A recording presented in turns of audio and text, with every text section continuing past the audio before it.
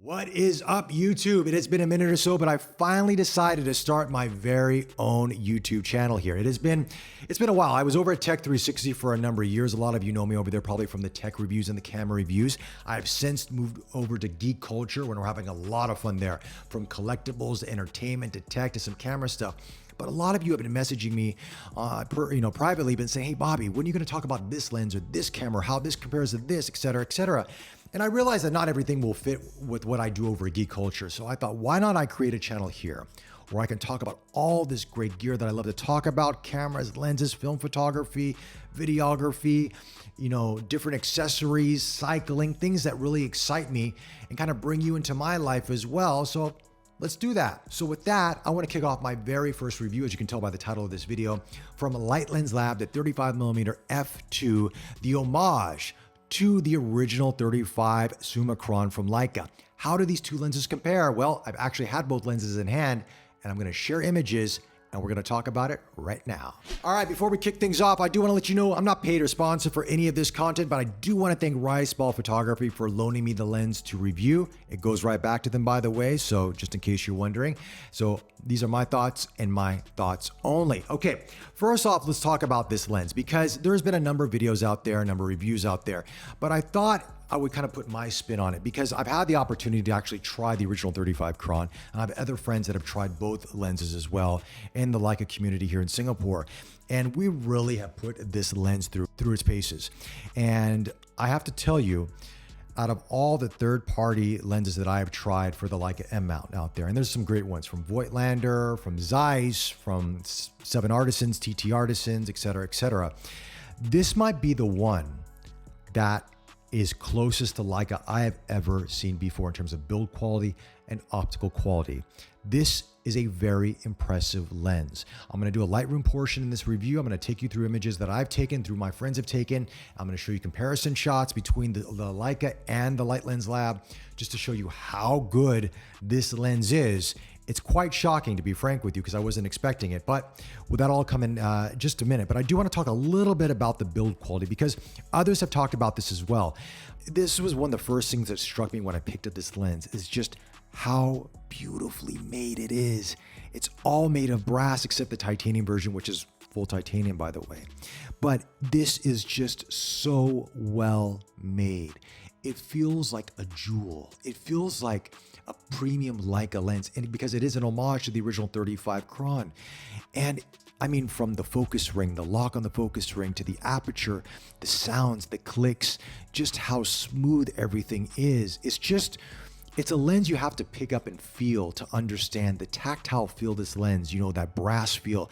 And there's something about, some lenses nowadays are made of various different metals and alloys out there. But when you pick up a brass lens, it's heavier, of course, but it just screams quality. And I actually have the lens here on my Leica MP a la carte black paint.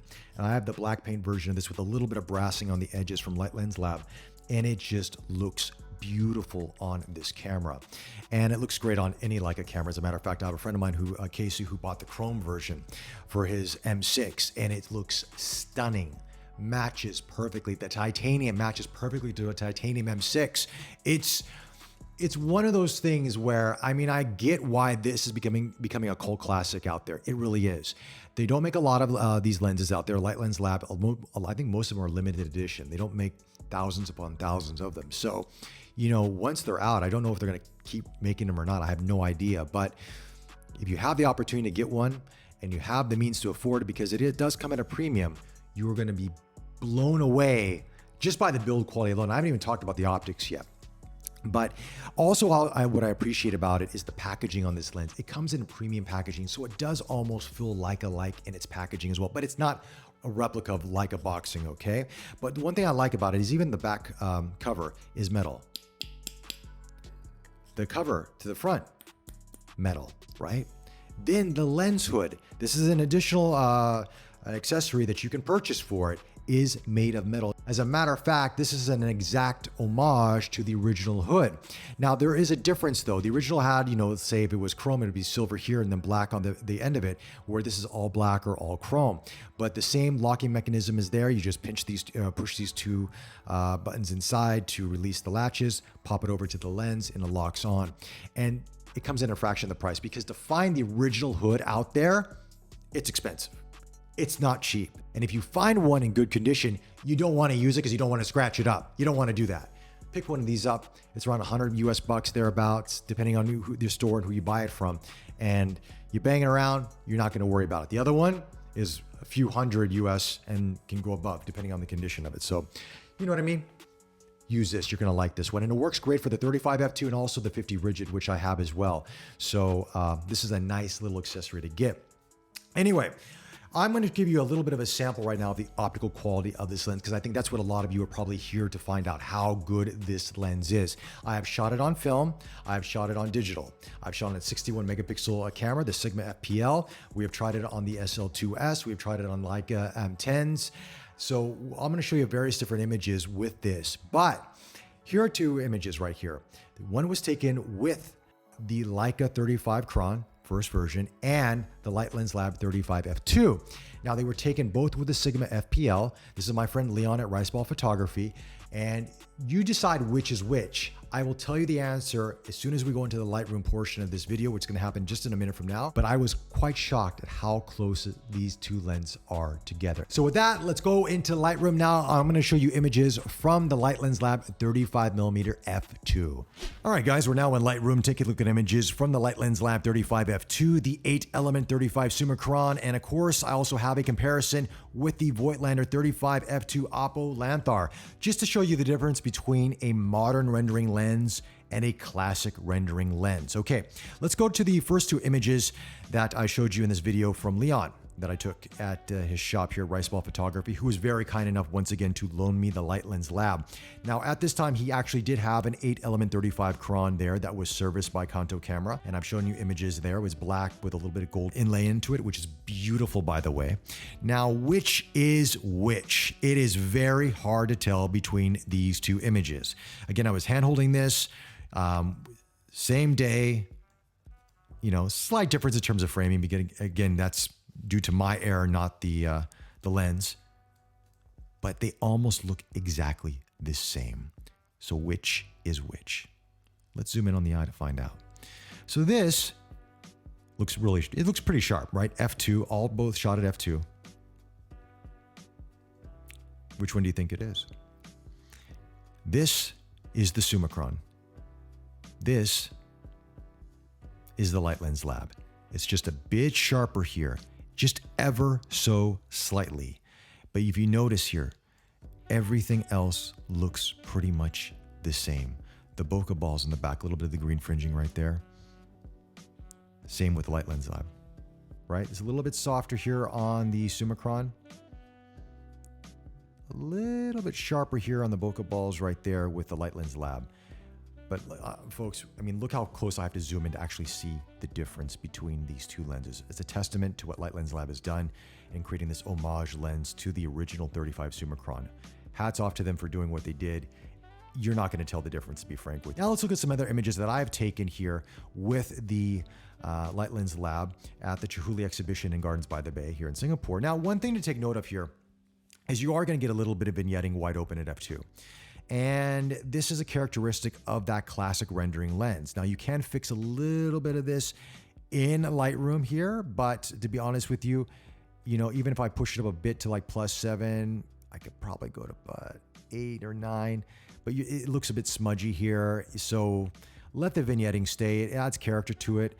And if you don't like it, you can always crop it out. But again, you know, looking at this at f2, it's still pretty decent in terms of detail. It's not going to be like a modern rendering lens, nor is it supposed to be. This is almost, you know, this is an homage to almost a 50-plus-year-old lens. So it's going to be softer. It's not designed for a 61 megapixel sensor like the Sigma FPL that this was shot on. But it does hold its own. But when you do stop down, it does look really good. Case in point, this is stopped down on this. And if you want to look at the glass, I was focusing here on the glass sculpture here. And this is sharp. I mean, this is sharp. Is it bitingly sharp like the modern rendering lenses that are spherical elements and Oppo? No, it's not. It's not supposed to be, but it does a decent job. And when you stop down, this can definitely hold its own for, you know, compared to a lot of other lenses out there. And it's small, it's compact, and it's beautiful to hold and to put on your camera. Again, you know, f2, I did try to do a little slight correction on this with the vignetting on this, but unfortunately this is a +9. But if I go back to 0 on that, you're going to see that vignetting come into play. Again, not a deal breaker, but for me personally, I like a little bit of vignetting, especially if I want to focus in on a subject in my image. It doesn't bother me so much, but to each their own on that. Okay, let's look at some images that my friend Casey was very kind enough to loan me. He did take these with the SL2S from Leica. This is 24 megapixels, and I think this is where the lens really will shine, because it wasn't designed for high megapixel cameras, even though it can do a decent job with it, as we saw in the images. But at 24 megapixels, it's the sweet spot. And as you can see right here on this fence right here, you can see the detail on the lock and, you know, this metal grill right here. You know, the colors out of this are really, really nice. Again, this is also the sensor with the Leica SL2S, which produces fantastic colors, by the way. Really nice camera to use. And for 24 megapixels, it's really, really pleasant to see. Yeah, a lot of the detail right here. I mean, it looks fantastic. Let me show you some other images that Casey took with this as well. You know, focusing here on the tiles and on this metal grill right here. I mean, plenty of detail, and it's really, really nice. Now, my friend Danny Tiong actually had his Leica M10P, and he had put his, he put the Light Lens Lab. I'll say that one more time. And now I'll show you some images from my friend Danny, who actually tried the Light Lens Lab on his Leica M10P. And I'll just show you this image here, which really sort of, to me, is, you know, this is where you're going to see that pop, that very special Leica look that Light Lens Lab has sort of recreated with this lens. Case in point, focus, of course, is this father and his son here. And, you know, it's really, really nice. I mean, you've got this nice kind of pop in the image. You know, the background kind of fades away a little bit here. Beautiful, enough detail. 24 megapixels is the sweet spot for this. And it's just a really nice looking lens. But of course, if you do want to open up a little bit here, you are going to see some vignetting again happening in the edges here. This is just part and parcel with it. But again, it doesn't take away from the image. And still, you know, your subject's in focus here. Great colors coming out of the Leica. Yeah, this is a win-win in my opinion anyway. So let's move on to film, because some people will take this lens and they'll want to put it onto their M6 or MP. So let's show you some images from that. Casey was very kind enough to loan me some images to show you guys that he's taken with film. This is with his Leica MP. And yeah, I mean, this has got plenty of detail. Again, you got the grain of the film, scan, all that comes into play, but you know, film is not going to look like a digital image. But again, you can see the detail in his hair here, the tattoos on this gentleman's chest and stomach, you know, the clothing, very, very nice. Here's another image of this gentleman right here as well. You can see all the details in the cushion right here, his pants, his hair, his eyes. It works well. I mean, this lens was designed to be shot on film, as a matter of fact, because, you know, back in those days, there was no digital, as we all know. But if you do stop down, want to do some architecture, you do want to stop down, you are going to get some pretty sharp images, especially on film as well. Look at that. Very impressive. Okay, now I'm going to go to the one last comparison here for you. And this is between the Oppo Lanthar from Voigtlander, the 35f2, and the Light Lens Lab. This is the Oppo Lanthar right here. And it's very modern rendering, as you can see, very sharp. Just to give it a second to pull up the image here. I'm using Adobe Lightroom CC. And everything is well corrected. Looks great, right? Oppo, Lanthar, spherical lens. It's going to look the best of the best. Now here is the Light Lens Lab. A little bit more haze right here. And I actually did dehaze this a little bit just to kind of get it close to each other. But if I bring it back, let me just show you that dehaze. At 0, it's going to be much hazier than the 35 Oppo Lanthar. Again, this wasn't designed for digital. You know, Oppo lenses are. So there's going to be less correction involved with this, but it has its own unique characteristic to it. But again, if you want to throw some dehaze onto this, you know, this is at f2, by the way, both are shot at f2. You know, bring this up, maybe reduce some of the saturation just ever so slightly, or vibrance, right? Just a bit or that, and put a little contrast into it. You're going to get close. A little bit of vignetting here happening, but again, it's not designed to compete with a modern rendering lens, but it does a decent job. And if you look at the eyes, it is sharp enough. You can see the eyebrows, can see the eyelashes here. It does a really good job, and the skin texture looks great. So if you want to take portraits of people or shots of people and you don't want that clinically sharp look, this lens might be better than an Oppo Lanthar in that regard. Anyway, let's go to my final thoughts on the Light Lens Lab. So as we just saw in Lightroom, The images are beautiful out of this lens. They are beautiful, and on a various different cameras. And I was quite shocked that it resolved so well on a 61 megapixel sensor. Even the original Leica, I was shocked on that. So that image that I took of Leon, I mean, you know, the only way I could tell one versus the other was Light Lens Lab was slightly sharper, just ever so slight. But the colors are exactly the same. The bokeh looks exactly the same. I mean, the way it renders is exactly the same. That is a true testament to what Light Lens Lab has done with this. I mean, they sourced all these different parts from around the world to sort of create this homage lens that you just don't find nowadays. I mean, they didn't skip on quality on this lens, and I think those images, you know, prove that.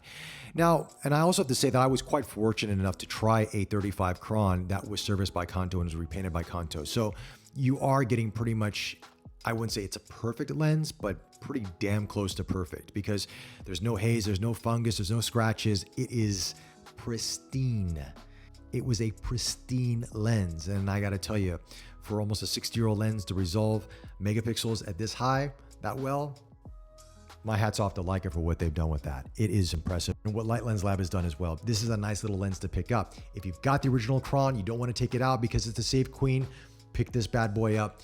It's going to give you the same image quality as you saw, and you're not going to worry about it so much because the price isn't so bad. This is a lens to pick up. Honestly, I've tried a lot of third-party lenses out there, and I like a lot of them, but this one has impressed me the most. Build quality, packaging, presentation, optics. I really feel like this Light Lens Lab you're not sacrificing anything going with it. You're just saving some money because, as I mentioned, the 35 Cron is very hard to get now, and you have to spend a premium to get it. And not everybody has that ability to buy that lens. So this is a great option. And look how good it looks like on the MP. Look how good this looks. You look damn good. Wow. Anyway, as you can tell, I like the lens. Is there anything I dislike about it? One little thing, it's a nitpick thing. It's just my personal taste in terms of design. I don't like that brush metal ring on the back of the lens. I wish it was all black or all chrome or all one color like that lens is on the front of it. But I know Light Lens Lab is sort of adding their own design element to it, but I wish it was just all one color. But that's just me. Besides that, I like this lens a lot. I highly recommend it. It's got character. It's based off a 60-year-old design that still holds up even to this day. And as you saw from the images, beautiful, beautiful optics out of it. Anyway, that's my thoughts on the lens. Let me know your thoughts in the comments section below. Is this a lens you're looking to pick up? Or you have any questions on it? Ask me. I'll try to answer them as best as I can. Once again, big thanks to Riceball Photography. Thanks for checking out my very first review video here on the channel. Subscribe if you would like to. Like this video. With that, take care, stay safe, and I will chat to you soon. Take care.